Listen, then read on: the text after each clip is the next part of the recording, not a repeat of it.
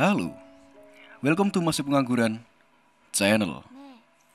Kali ini kita akan membahas tentang alur cerita dari film Your Lie in April atau dikenal dengan Shigatsu Wakimi no Uso, yang merupakan film roman musik remaja Jepang yang tayang tahun 2016 yang diadaptasi dari anime yang berjudul sama.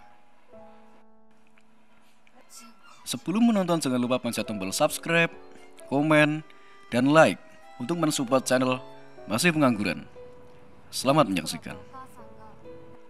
Film ini dimulai dengan adegan seorang cowok yang sedang memainkan piano di sebuah ruang musik suatu sekolah. Cowok ini bernama Arima Kosei. Dirinya sedang mencocokkan partitur sebagai pekerjaan paruh waktunya sambil diganggu oleh temannya yang juga tetangganya, yaitu Tsubaki dan Wataru Ryota. Walaupun begitu, Kosei berkata kepada Tsubaki bahwa ia telah berhenti bermain piano. Arima Kosei berhenti bermain piano karena tidak bisa mendengar suara piano saat memainkannya. Saat melihat kedua temannya, Kosei merasa bahwa kedua teman-temannya sangat berwarna, berbeda dengan kehidupannya yang monoton seperti tuts di piano. Sepulang sekolah, Tsubaki menceritakan bahwa ia ingin mengenalkan Watari kepada temannya karena, kata Tsubaki, temannya ini menyukai Watari sejak lama. Tsubaki juga mengajak Kosei untuk menemani Tsubaki agar tidak menjadi obat nyamuk di antara Watari dan teman ceweknya. Kosei yang awalnya tidak mau, akhirnya menyanggupi ajakan Tsubaki dan akan datang dengan disebut sebagai teman A. Setelah sampai di rumah, Kosei menemui tantenya, Tante Hiroko, yang sedang berkunjung untuk menjenguk Kosei. Tante Hiroko memperhatikan Kosei untuk menggantikan ibunya yang sudah meninggal. Arima Kosei kemudian mendatangi tempat janjiannya dengan Watari dan Tsubaki. Kosei yang merasa bosan karena datang paling awal, akhirnya mendengar suara pianika yang sedang dimainkan dan memutuskan untuk mencarinya karena penasaran. Kosei kemudian melihat seorang cewek seusianya yang sedang bermain pianika bersama anak-anak di sebuah taman. Karena tertarik, Kosei pun mengeluarkan ponselnya untuk merekam dan memvideo pertunjukan tersebut. Sialnya, saat angin berembus kencang, rok yang dipakai cewek tersebut tersingkap dan membuat Kosei dicurigai bahwa ia adalah seorang paparazzi mesum yang memfoto kejadian itu. Mereka berdua yang berebut ponsel diketahui bahwa cewek tersebut bernama Miyazono Kaori. Kaori adalah cewek yang akan dikenalkan oleh Wataru Ryota. Kaori pun berkenalan dengan masing-masing dari mereka dan mengajak mereka untuk menontonnya saat mengikuti kompetisi violinis. Kosei yang awalnya menolak akhirnya menerima permintaan Kaori untuk ikut dengannya. Di tempat lomba, Kosei mengingat pengalaman buruknya saat mengikuti kompetisi piano. Pada saat Kaori tampil, Kosei tertarik dengan gaya permainannya karena Kaori mengabaikan tempo dan dinamika dalam partitur lagu tersebut. Dengan begitu, Kaori tampil memukau untuk para penonton namun tidak untuk para juri. Di atap sekolah, Watari menasihati Kosei agar tetap semangat mengejar cintanya karena tidak ada yang mustahil dalam cinta. Sepulang sekolah, Kosei bertemu Kaori yang sedang menunggu Watari. Kosei yang menutupi Watari karena sedang bermain dengan teman ceweknya yang lain. Akhirnya, menggantikan Watari untuk pergi bersama Kaori. Mereka pun pergi ke sebuah restoran. Di restoran tersebut, Kaori mendekati anak kecil yang sedang bermain piano dan meminta Kosei untuk bermain. Kosei pun menyanggupi agar kedua anak kecil tersebut tidak kecewa. Saat bermain, seisi restoran takjub oleh permainan piano Kosei. Namun tiba-tiba, ia berhenti dan berlari ke luar restoran, meninggalkan Kaori. Kaori pun segera menusulnya dan mengajak Kosei ke suatu taman untuk melihat matahari terbenam. Kaori yang ternyata tahu banyak tentang karir musik Kosei bertanya kepadanya, mengapa ia berhenti bermain piano? Kosei pun membeberkan alasan di mana ia sudah tidak dapat mendengar suara piano lagi. Kaori pun memberi nasihat dan mengajak Kosei untuk menjadi pengiringnya di kompetisi karena ia masuk babak selanjutnya, kategori pilihan penonton. Kosei pun menolaknya. Di sekolah, Kaori mengganggu Kosei dengan memutar lagu rondo Capriccioso secara berulang-ulang di radio sekolah dan menyebar partiturnya di semua tempat yang dekat dengan Kosei. Kaori yang sedang ngobrol dengan Tsubaki di sebuah bus akhirnya mengetahui bahwa Kosei berhenti bermain piano sejak kematian mendiang ibunya. Waktu kecil, ibunya membuat Kosei latihan dengan keras dan bermain secara sempurna persis dengan partitur yang tertulis di kertas. Kosei yang masih trauma akhirnya mengembalikan semua partitur yang disebarkan Kaori dan menolak untuk menjadi pianis pengiringnya di kompetisi tersebut. Pada hari H kompetisi, Kaori menemui Kosei di atap sekolah dan memohon agar Kosei menjadi pianis pengiringnya sambil menangis. Kosei pun menyetujui dan mereka pun berangkat ke tempat kompetisi bersama Watari dan Tsubaki. Akhirnya, mereka berdua pun tampil dengan awalan yang cukup bagus, walaupun Kaori masih suka mengubah tempo dan dinamika lagu asli.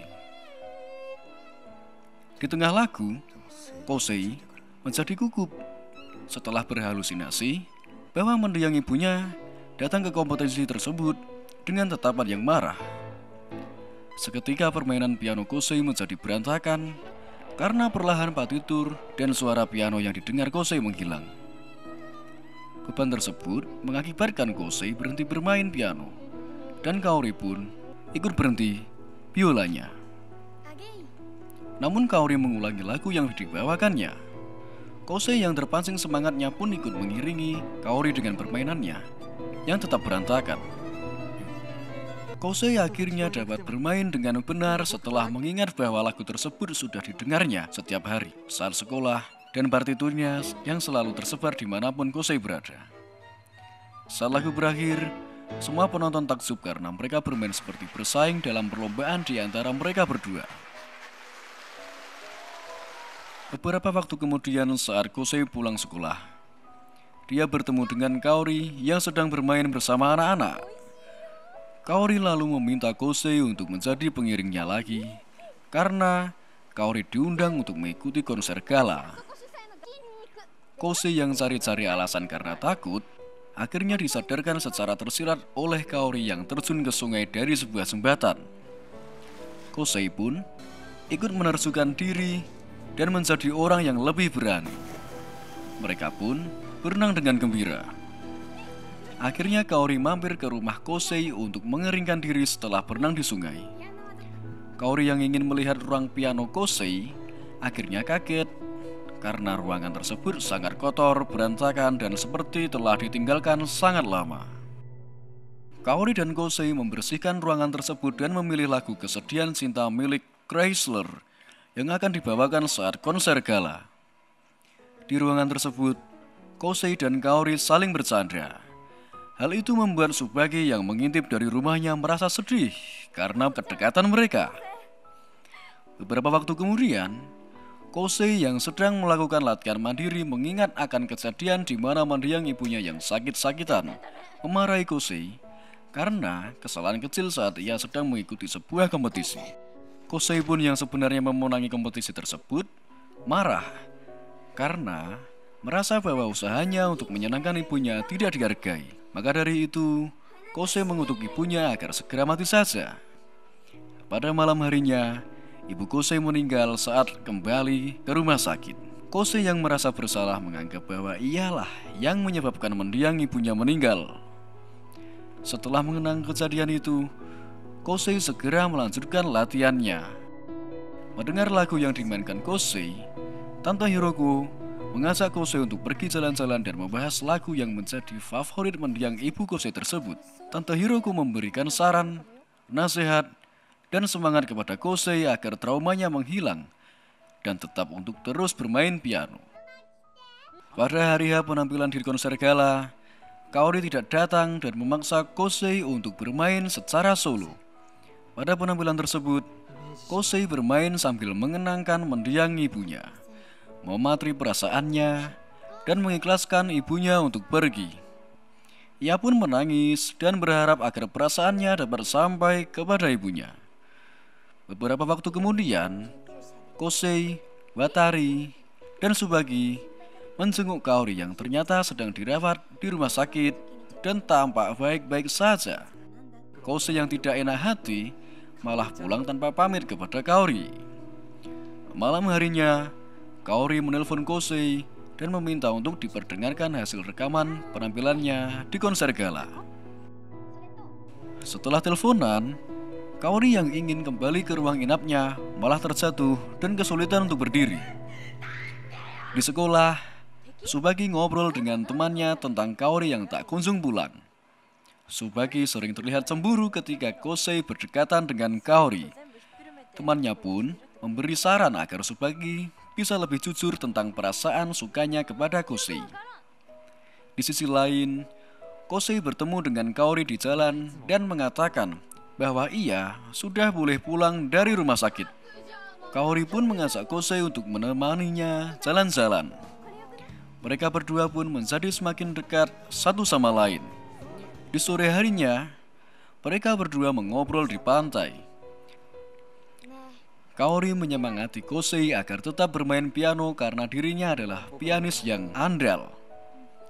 Saat akan pulang, tiba-tiba Kaori mengatakan bahwa ia meninggalkan tasnya di sekolah. Mereka berdua pun pergi ke sekolah untuk mengambil tas Kaori yang tertinggal. Kaori akhirnya ketahuan berbohong dan mengatakan ia masih dirawat. Kaori mendapatkan izin keluar selama sehari untuk melakukan hal yang tidak bisa dilakukannya di rumah sakit. Ternyata kesehatan Kaori memang memburuk. Kosei pun meminta Kaori untuk pulang dengan menggandengnya. Kaori berkata bahwa ia bisa berjalan sendiri dan berlari pulang. Kaori pun tumbang di koridor sekolah. Arima Kosei pun mengantarkan Kaori kembali ke rumah sakit. Kaori meminta maaf tentang apa yang telah terjadi dan berharap bahwa sebaiknya mereka berdua tidak dipertemukan.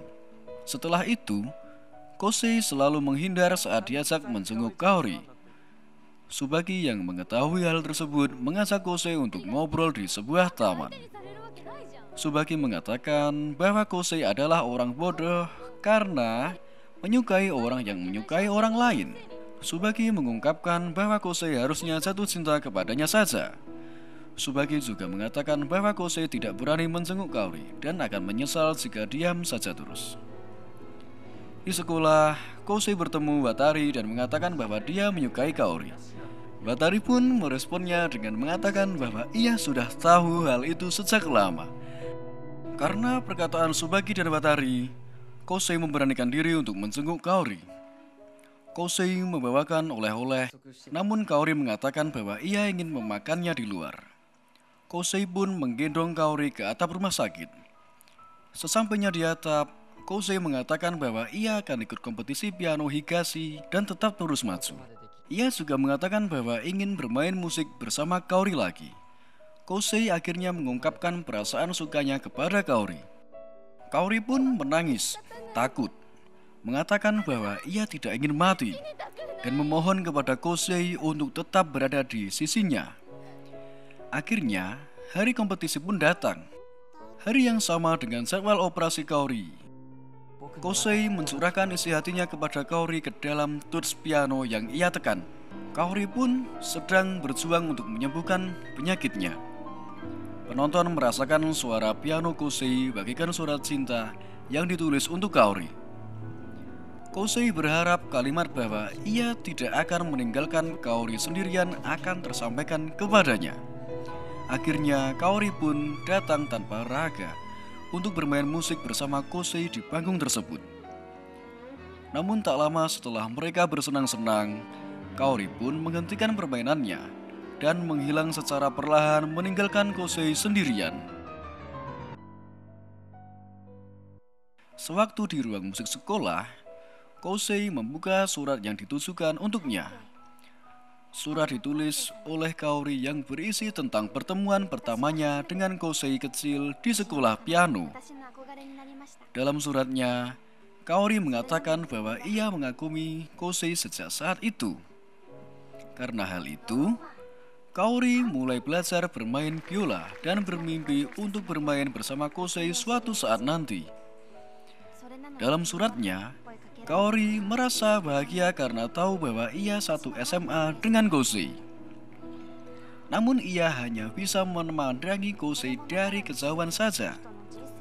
Ketika tahu bahwa waktunya tidak banyak lagi, ia membuat kebohongan bahwa Kaori menyukai Watari agar dapat mendekati Kosei. Dalam suratnya, banyak hal yang didapatkan Kaori dari Kosei. Dalam suratnya juga, Kaori meminta agar Arima Kosei tidak melupakan kenangan yang telah mereka lalui bersama. Di akhir surat tersebut, Kaori menyatakan perasaan sukanya terhadap Arima Kosei, meminta maaf untuk segala kesalahannya, dan berterima kasih atas segalanya ketika mereka bersama. Saat membaca surat Kaori, Arima Kosei tidak dapat membendung air matanya. Setelah membaca surat tersebut, Tsubaki masuk ke ruangan tersebut dan mengatakan bahwa Kosei tidak akan pernah sendirian. Watari pun ikut mendatangi mereka berdua dan saling melontarkan candaan. Akhir film, mereka bertiga melamun menatap keluar jendela untuk mengenang kepergian Kaori. Terima kasih telah menonton tayangan dari channel Masih Pengangguran. Jangan lupa pencet tombol subscribe, komen, dan like untuk terus mensupport channel Masih Pengangguran. Sampai jumpa di video selanjutnya.